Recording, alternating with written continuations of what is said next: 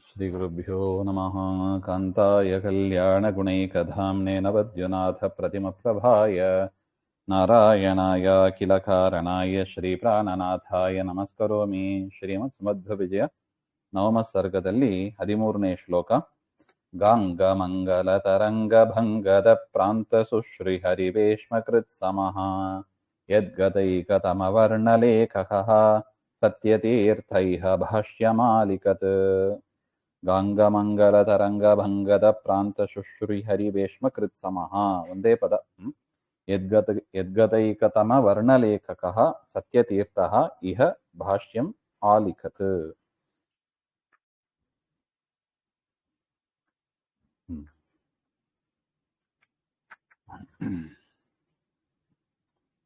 ಅಂದ್ರೆ ಹಿಂದೆ ನಾವು ನೋಡಿದೀವಿ ಆಚಾರ್ಯರ ಭಾಷ್ಯ, ಆಚಾರ್ಯರ ಸ್ವರೂಪ ಅದೊಂದೇ ರೀತಿಯಾಗಿದೆ ಹಾಗೆ ಅಂತ.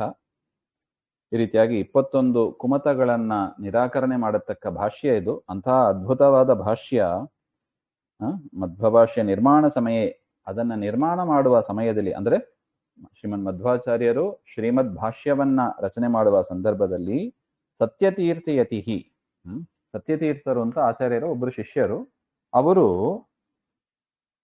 ತತ್ರ ಗತಃ ಅವರಂತ ಭಾಷ್ಯವನ್ನ ಬರೆದ್ರು. ಅಂದ್ರೆ ಆಚಾರ್ಯರು ಡಿಕ್ಟೇಟ್ ಮಾಡ್ತಾ ಇದ್ರು, ಸತ್ಯತೀರ್ಥರು ಅದನ್ನ ಬರೆದರು ಹಾಗೆ ಅಂತ. ಅದರ ಫಲ ಏನು ಅಂತ ಒಂದು ಮಾತು ತಿಳಿಸ್ತಾರೆ. ಅಂದ್ರೆ ಆಚಾರ್ಯರ ಭಾಷ್ಯದ ಒಂದು ಅಕ್ಷರವನ್ನ ಬರೆದ್ರೆ ಎಷ್ಟು ಫಲ ಇದೆ ಹಾಗೆ ಅಂದ್ರೆ, ಏಕತಮ ವರ್ಣ ಯದ್ಗತೈಕತಮ ಏಕತಮ ವರ್ಣ ಅಪಿ ವರ್ಣಸ್ಯ ಲೇಖಕಃ ಪುರುಷಃ. ಆ ಭಾಷ್ಯದ ಅಕ್ಷರವನ್ನ ಬರೆಯುತ್ತಾರಲ್ಲ ಆ ಪುರುಷ, ಅವ್ರಿಗೇನ್ ಫಲ ಸಿಗ್ತದೆ ಹಾಗೆಂದ್ರೆ, ಗಂಗಾಯಾಹ ಸಂಬಂಧಿನಃ ಗಾಂಗಾಹ ತಾದೃಶಃ ಯೇ ಮಂಗಳ ತರಂಗಾಹ. ಗಂಗಾ ನದಿ ತೀರ, ಗಂಗಾ ನದಿ ಅಂದ್ರೆ ಅನೇಕ ಅಲೆಗಳು ಇರುತ್ತವೆ, ಅಂತ ಅಲೆಗಳು ಮುಗಿಯೋದು ಅದು ತೀರ. ಅಂತ ಗಂಗಾ ತೀರದಲ್ಲಿ ಅರ್ಥ ಶೋಭನವಾದ ಅಲೆಗಳು ಇರತಕ್ಕ ಆ ಗಂಗಾ ತೀರದಲ್ಲಿ ಭಂಗಂ ನಾಶಂ ದದಾತಿ ಪ್ರಾಂತಃ ತೀರಂ ತಸ್ಮಿನ್ ಶೋಭನಾ ಶ್ರೀಹಿ ಯಸ್ಯ ತದ್ ಸುಶ್ರೀ. ಶೋಭನಮಯವಾದ ಮಂಗಳಕರವಾದ ಅರ್ಥ. ತಾದೃಶಂ ಯತ್ ಹರಿವೇಶ್ಮ ತತ್ ಕರೋತಿ. ಅಂತ ಒಂದು ತೀರದಲ್ಲಿ ವಿಷ್ಣು ದೇವಾಲಯವನ್ನ ನಿರ್ಮಾಣ ಮಾಡಿದ ಒಂದು ಅಂತ ಹೇಳ್ತಾರೆ. ಗಂಗಾ ತೀರೆ ಶೋಭನ ಹರಿಮಂದಿರ ನಿರ್ಮಾಣೇನ ಯತ್ ಕೃತಂ ಯತ್ ಸುಕೃತಂ. ಗಂಗಾ ತೀರದಲ್ಲಿ ವಿಷ್ಣು ದೇವಾಲಯ, ಒಂದು ದೇವಾಲಯ ಕಟ್ಟೋದೇ ದೊಡ್ಡದು. ದೇವಾಲಯ ಕಟ್ಟೋದೇ ದೊಡ್ಡದು. ಮನೆ ಕಟ್ತಾರೆ, ಮನೆ ಕಟ್ಟಬಹುದು, ಆದ್ರೆ ದೇವಾಲಯ ಕಟ್ಟೋದು ಮನಸ್ಸು ಬರೋದಿಲ್ಲ. ಅಕಸ್ಮಾತ್ ದೇವಾಲಯ ಕಟ್ಟಿದರೂ ಕೂಡ ವಿಷ್ಣು ದೇವಾಲಯ ಕಟ್ಟೋದು ಇನ್ನೂ ಕಷ್ಟ. ಬೇರೆ ಬೇರೆ ದೇವತೆಗಳಿಗೆ ದೇವಾಲಯ ಕಟ್ತಾರೆ, ವಿಷ್ಣು ದೇವಾಲಯ ಸಿಗೋದು ಕಷ್ಟ. ಆ ವಿಷ್ಣು ದೇವಾಲಯ ಎಲ್ಲಿರಬೇಕು? ಸಾಮಾನ್ಯ ನದಿ ತೀರದಲ್ಲಿ ಇರಬೇಕು. ಒಂದೊಂದಕ್ಕೊಂದು ಕಾಂಪ್ಲೆಕ್ಸಿಟಿ ಜಾಸ್ತಿ ಆಗ್ತಾ ಇದೆ ನೋಡಿ. ವಿಷ್ಣು ದೇವಾಲಯ ಕಟ್ಟೋದು ಕಷ್ಟ, ವಿಷ್ಣು ದೇವಾಲಯ ನದಿ ತೀರದಲ್ಲಿ ಕಟ್ಟೋದು ಇನ್ನೂ ಕಷ್ಟ. ಎಲ್ಲೆಲ್ಲೋ ಕಟ್ತಾರೆ, ವಿಷ್ಣು ದೇವಾಲಯ ನದಿ ತೀರದಲ್ಲಿ ಕಟ್ಟೋದು ಕಷ್ಟ. ಆ ನದಿಯಲ್ಲಿ ಶ್ರೇಷ್ಠವಾದದ್ದು ಅಂದ್ರೆ ಗಂಗಾ ತೀರ. ಆ ಗಂಗಾ ನದಿಯ ತೀರದಲ್ಲಿ ವಿಷ್ಣು ದೇವಾಲಯ ಕಟ್ಟೋದು ಅದು ಏನು ಅರ್ಧಂಬರ್ಧ ಅಲ್ಲ, ಸಂಪೂರ್ಣವಾಗಿ ಶೋಭಿಸ್ತಾ ಇರತಕ್ಕ ದೇವಾಲಯವನ್ನು ಕಟ್ಟೋದು ಭಾರಿ ಕಷ್ಟ. ಇದು ನಮ್ಮ ಅನುಭವ. ಒಂದು ಮನೆ ಕಟ್ಟಿದವರಿಗೆ ಈ ಪರಿಚಯ ಇರುತ್ತದೆ. ಒಂದು ಮನೆ ಕಟ್ಟೋದೇ ಎಷ್ಟು ಕಷ್ಟ, ದೇವಾಲಯ ಕಟ್ಟೋದು ಇನ್ನೂ ಎಷ್ಟು ಕಷ್ಟ ಹಾಗೆ ಅಂತ. ಅದು ವಿಷ್ಣು ನದಿ ತೀರದಲ್ಲಿ, ಗಂಗಾ ನದಿ ತೀರದಲ್ಲಿ ಕಟ್ಟೋದು ಭಾರಿ ಕಷ್ಟ ಹಾಗೆ ಅಂತ. ಆ ಒಂದು ಪುಣ್ಯ ಬ್ರಹ್ಮಸೂತ್ರ ಭಾಷ್ಯದ ಒಂದು ಅಕ್ಷರವನ್ನ ಬರೆದವರಿಗೆ ಬರುತ್ತದಂತೆ. ಎಂತ ಸೌಭಾಗ್ಯ ನೋಡಿ. ನಾವು ಮನೆ ಕಟ್ಟೋದೇ ಕಷ್ಟ, ಇನ್ನು ದೇವಾಲಯ ಕಟ್ಟೋದು ಎಲ್ಲಿಂದ ಬಂತು? ಆ ಮಧ್ವಾಚಾರ್ಯರ ಭಾಷ್ಯದ ಒಂದು ಅಕ್ಷರವನ್ನ ಬರೆದರೆ ಗಂಗಾ ತೀರದಲ್ಲಿ ವಿಷ್ಣು ದೇವಾಲಯ ಕಟ್ಟಿದಷ್ಟು ಪುಣ್ಯ.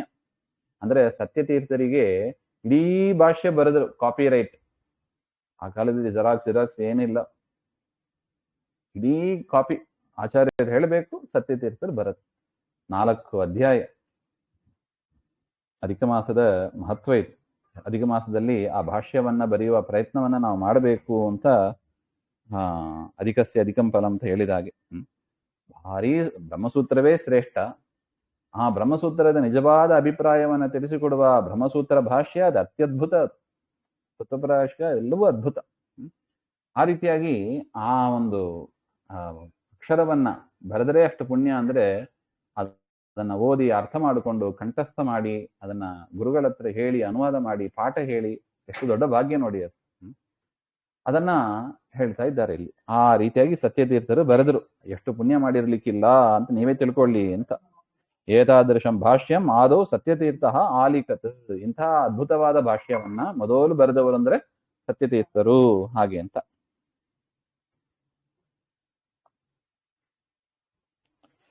ತತ್ರ ದೇವಮಭಿವಂದ್ಯ ಯಾತವಾನ್ ಸ್ವಾಮಿನೋ ವಚನ ಗೌರವಾಧೃತಂ ಸಾನುಗೋ ವಿವಿಧ ಭೂರತೀತ್ಯ ಗೋದಾವರಿ ತಟಮಗಾದಲೇಶಧೀಃ.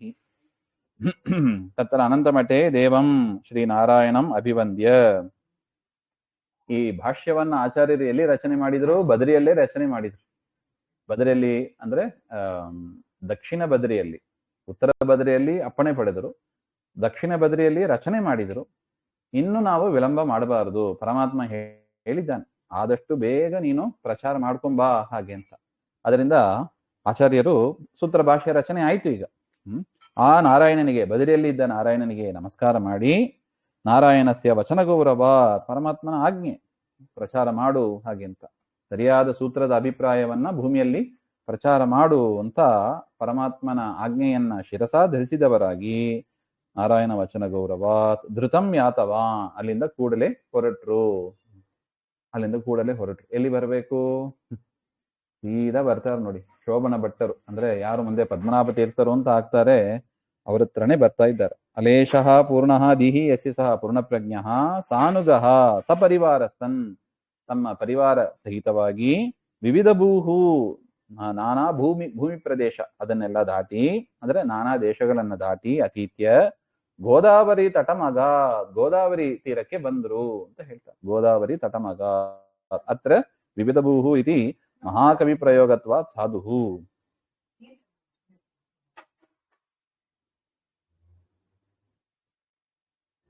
ಆಚಾರ್ಯರು ಗೋದಾವರಿ ತಟಕ್ಕೆ ಬರ್ತಾ ಇದ್ರು. ಅಲ್ಲಿ ಏನಾಯಿತು ಅಂತ ಮುಂದಿನ ಶ್ಲೋಕ ನೋಡಿ. ಪ್ರಾಜ್ಞವಿತ್ತಮಯಮಾಪ್ತುಮಾಗತೈಃ ಪಂಡಿತೈ ದ್ವಿನವಶಾಖಿಭಿಃ ಶ್ರುತಿಃ ಪ್ರಸ್ತುತಾಭಿದಧೋ ಪರೀಕ್ಷಕೈಃ ಷಟ್ಚ ತತ್ರ ಸಮಯಾನ ಖಂಡಯತ್. ವಿತ್ತಮಯಂ ಆಪ್ತುಂ ಆಗತೈಃ ಪಂಡಿತೈಃ ದ್ವಿನವಶಾಖಿಭಿಃ ಶ್ರುತಿಃ ಪ್ರಸ್ತುತಾ ಅಭಿದಧೋ ಪರೀಕ್ಷಕೈಃ ಷಟ್ಚ ತತ್ರ ಸಮಯಾನ್ ಅಖಂಡಯತ್. ಅಯಂ ಪೂರ್ಣಪ್ರಜ್ಞಾಚಾರ್ಯರು ತತ್ರ ಗೋದಾವರಿ ತೀರದಲ್ಲಿ ಪ್ರಾಜ್ಞೈಃ ಲಭ್ಯಂ ವಿತ್ತಂ ಪ್ರಾಜ್ಞವಿತ್ತಂ ವಿದ್ಯಾಧಿಕ್ಯ ತಾರತಮ್ಯೇನ ಲಭ್ಯಂ. ವಿದ್ಯಾಧಿಕ್ಯ ತಾರತಮ್ಯೇನ, ಪಂಡಿತರ ಸಂಪತ್ತು ಅಂದ್ರೆ ಯಾವುದು? ವಿದ್ಯೆನೇ. ವಿದುಷಾಂ ವಾದೇ ಸತಿ ವಿದ್ಯಾಧಿಕ್ಯ ತಾರತಮ್ಯೇನ ಲಭ್ಯಂ. ಅದು ಹೇಗೆ ಸಿಗ್ತದೆ? ವಾದದಲ್ಲಿ ಸೋಲಿಸಬೇಕು. ಯಾರು ಚೆನ್ನಾಗಿ ಸೋಲಿಸ್ತಾರೋ ಅವರಿಗೆ ಹೆಚ್ಚು ದುಡ್ಡು, ಕಡಿಮೆ ಪ್ರಯತ್ನ ಹಾಕಿದವರಿಗೆ ಕಡಿಮೆ ದುಡ್ಡು ಹಾಗೆ ಅಂತ. ಇದು ಹಿಂದಿನ ಕಾಲದಲ್ಲಿ ಇದ್ದದ್ದು. ಆ ರೀತಿಯಾಗಿ ಹೆಚ್ಚು ದುಡ್ಡನ್ನ ಪಡೆಯಬೇಕು ಅಂತ ಅಲ್ಲಿ ಅನೇಕ ಪಂಡಿತರು ಇದ್ರು. ಗೋದಾವರಿ ತೀರದಲ್ಲಿ ಅನೇಕ ಪಂಡಿತರು ಇದ್ರು. ಅವರ ಮನಸ್ಸಿನಲ್ಲಿ ಹೆಚ್ಚು ದುಡ್ಡು ಪಡಿಬೇಕು ಅಂತ ಆಗದೇಹಿ ಬಂದಿದ್ದವರು ದ್ವಿನವಶಾಖಿಭಿಹಿ. ದ್ವಿನವಶಾಖ ಅಂದ್ರೆ ಋಗಾದಿ ವೇದಗಳು ಅಂತ ಬರೀತಾರೆ.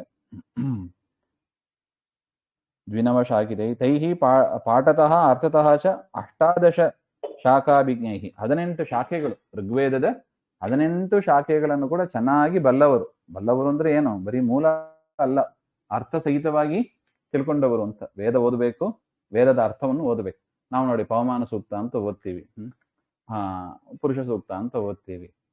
ಪವಮಾನ ಸೂಕ್ತ ಮೂಲ ಓದ್ತೀವಿ ಹೊರತು ಅದರ ಅರ್ಥ ಚಿಂತನೆ ದೂರ ಇತ್ತು. ಹಂಗಾಗಬಾರದು ಅಂತಾರೆ. ಗಾಯತ್ರಿ ಮಂತ್ರದಿಂದ ಪ್ರಾರಂಭ ಮಾಡಿ ಪ್ರತಿಯೊಂದು ವೇದ ಮಂತ್ರಕ್ಕೂ ಕೂಡ, ಸಂಧ್ಯಾವಂದನೆ, ದೇವರ ಪೂಜೆ, ಪ್ರತಿಯೊಂದು ಮಂತ್ರಕ್ಕೂ ಕೂಡ ಅರ್ಥ ತಿಳ್ಕೊಂಡು ನಾವು ಚಿಂತನೆ ಮಾಡಬೇಕು ಹಾಗೆ ಅಂತ. ಆ ರೀತಿಯಾಗಿ ಆ ಕಾಲದಲ್ಲಿ ಆ ರೀತಿಯಾಗಿ ಇದ್ರು. ವೇದ ಪ್ಲಸ್ ವೇದದ ಅರ್ಥ ಇದನ್ನ ಬಲ್ಲವರಾಗಿದ್ರು ಅಲ್ಲಿದ್ದ ಗೋದಾವರಿ ತೀರದಲ್ಲಿ ಇದ್ದ ಪಂಡಿತರು ಹಾಗೆ ಅಂತ. ದ್ವಿನವ ಶಾಖಿಭಿರಭಿಜ್ಞೈ ಅಂತ. ದ್ವಿನವ ಶಾಖಿಭಿಜ್ಞೈ ಅಂತ ಅರ್ಥ. ಪರೀಕ್ಷಕೈಹಿ ಪಂಡಿತೈಹಿ, ಅವರೆಲ್ಲ ಪರೀಕ್ಷೆಗೆ ಅಂತ ಬಂದಿದ್ದಾರೆ, ಆಚಾರ್ಯರನ್ನ ಪರೀಕ್ಷೆ ಮಾಡಬೇಕು, ಹೆಚ್ಚು ಸಂಭಾವನೆ ಬರ್ತದೆ, ಪರೀಕ್ಷೆ ಮಾಡೋಣ ಅಂತ.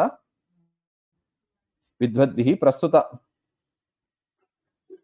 ಸೂಕ್ತ ಖಂಡಾದಿ ಮೌಲೋಚ್ಚಾರಣಾದಿನ ಪ್ರಸ್ತುತ, ಅವರು ಪ್ರಸ್ತಾಪ ಮಾಡ್ತಾರೆ. ಸಭೆ ಸೇರಿತ್ತು, ಆಚಾರ್ಯರು ಬಂದಿದ್ರು, ಪಂಡಿತರೆಲ್ಲ ಸೇರಿದ್ರು. ಆ ಪಂಡಿತರು ಒಂದು ಶಾಖೆಯನ್ನ ತೆಗೆದುಕೊಂಡು ವಾದ ಮಾಡ್ತಾರೆ. ಈ ಶಾಖೆ, ಈ ಮಂತ್ರ, ಇದಕ್ಕೆ ಇದೇ ಅರ್ಥ ಹಾಗೆ ಅಂತ.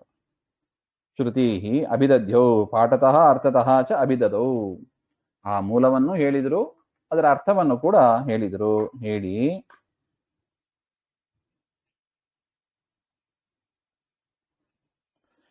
ತನ್ನನ್ನ ಪರೀಕ್ಷೆ ಮಾಡಕ್ಕೆ ಬಂದ ಆ ಜನರನ್ನ ಆಚಾರ್ಯರು ಆ ಸೂಕ್ತದ ಉಚ್ಚಾರಣೆಯನ್ನು ಮಾಡಿ ಆ ಸೂಕ್ತದ ಅರ್ಥವನ್ನು ಶ್ರೀಮದ್ ಆಚಾರ್ಯರು ಸ್ಪಷ್ಟ ಸಭೆಯಲ್ಲಿ ತಿಳಿಸಿ, ಷಟ್ ಸಂಖ್ಯಾಕಾನ್ ಸಮಯಾನ್, 6 ಸಮಯ, ಅಲ್ಲಿದ್ದ ಜನರು ಷಡಂಗ ಅಂತ ಹೇಳ್ತೀವಿ, ಷಡ್ ದರ್ಶನ ಅಂತಾನು ಹೇಳ್ತೀವಿ.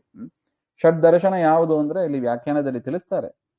ಭಾಟ್ಟ, ಪ್ರಾಭಾಕರ, ವೈಶೇಷಿಕ, ನೈಯಾಯಿಕ, ಬೌದ್ಧ, ಚಾರ್ವಾಕ ಸಿದ್ಧಾಂತ ಅಂತ. ಭಾಟ್ಟ, ಪ್ರಾಭಾಕರ, ವೈಶೇಷಿಕ, ನೈಯಾಯಿಕ, ಬೌದ್ಧ, ಚಾರ್ವಾಕ ಅಂತ. ಇದು 6 ದರ್ಶನ. ಭಾರತೀಯ ದರ್ಶನ ಅಂದ್ರೆ ಇದು. ಅವರ ಸಿದ್ಧಾಂತವನ್ನ ಅಖಂಡಯತ್ ನಿರಾಚಕ್ರೆ, ಶ್ರೀಮದಾಚಾರ್ಯರು ಆ ಒಂದು ವೇದದ ಭಾಗವನ್ನ ಹೇಳಿ ಅದರ ಅರ್ಥವನ್ನು ಕೂಡ ಹೇಳಿ ಈ 6 ಸಮಯಗಳನ್ನು ಕೂಡ ನಿರಾಕರಣೆ ಮಾಡಿದರು. 6 ಸಮಯ ಎಲ್ಲ, ಕೆಲವರು ವೇದವನ್ನು ಒಪ್ಪುತ್ತಾರೆ, ಕೆಲವರು ವೇದವನ್ನು ಒಪ್ಪೋದಿಲ್ಲ, ಕೆಲವರು ವೇದಕ್ಕೆ ಭಿನ್ನ ಭಿನ್ನವಾಗಿ ವ್ಯಾಖ್ಯಾನಗಳನ್ನ ಮಾಡ್ತಾ ಇದ್ದಾರೆ. ಆ ವೇದವನ್ನ ಒಪ್ಪದೇ ಇರೋದು ತಪ್ಪು, ವೇದವನ್ನು ಒಪ್ಪಲೇಬೇಕು. ವೇದವನ್ನು ಒಪ್ಪಿದ ಮೇಲೂ ಕೂಡ ವೇದಕ್ಕೆ ನಿಜವಾದ ಸರಿಯಾದ ಅರ್ಥವನ್ನ ತಿಳಿದು ಹೇಳಬೇಕು. ಇಲ್ಲದಿದ್ರೆ ಅರ್ಥ ಅನರ್ಥ ಆಗಿಬಿಡುತ್ತದೆ ಹಾಗೆ ಅಂತ ಅದರ ಅರ್ಥವನ್ನು ಕೂಡ ತಿಳಿಸಿ ಆ 6 ಮತವನ್ನು ಕೂಡ ನಿರಾಕರಣೆ ಮಾಡಿದರು ಅಂತ ಅರ್ಥ.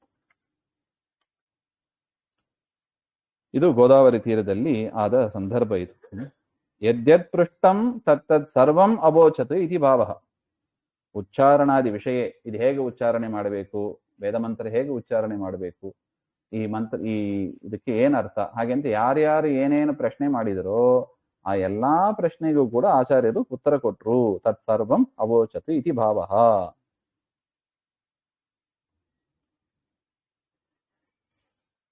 ಮುಂದಿನದ್ದು ಮತ್ತೆ ನೋಡೋಣ. ಎಸ್ ಸರ್ವಗುಣ ಸಂಪೂರ್ಣ ಸರ್ವದೋಷ ವಿವರ್ಜಿತ ಪ್ರಿಯತಾಂ ಪ್ರೀತೇಯವಾಲಂ ವಿಷ್ಣುರಮೆ ಪರಮಸುಹೃತ್ ಶ್ರೀಮಧ್ವಾಂತರ್ಗತ ಶ್ರೀಕೃಷ್ಣ ಅರ್ಪಣಮಸ್ತು. ಶ್ರೀ ಹರೇ ನಮಃ.